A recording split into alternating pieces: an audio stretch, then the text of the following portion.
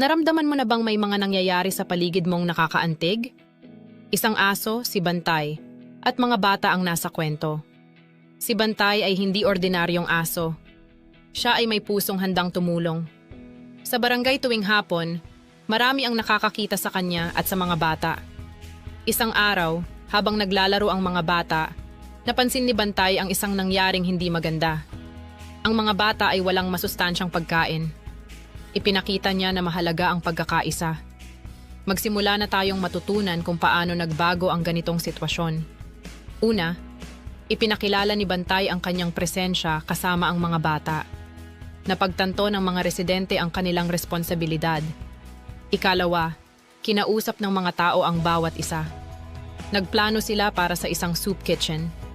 Naging masaya ang mga bata sa ideya ng masustansyang pagkain. Pangatlo, nag-organisa ang barangay ng mga tao upang mangolekta ng donasyon. Nakita ng lahat na kaya nilang magtulungan. Sa bawat hakbang, lumakas ang kapitbahayan. Tumulong si Bantay na maging inspirasyon sa pagkilos. Isang halimbawa, isang linggo matapos ang pagkilos, nagdaos ng piyesta ang barangay. Si Bantay ang bida at ang lahat ay nagdala ng pagkain. Mula isang kutitap, naging beacon of hope si Bantay. Nanumbalik ang ngiti sa mga bata.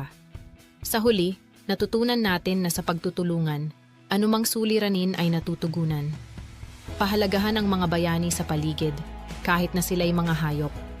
Ihanda ang sarili na kumilos para sa mas magandang bukas. Tulungan natin ang isa't isa, tulad ni Bantay.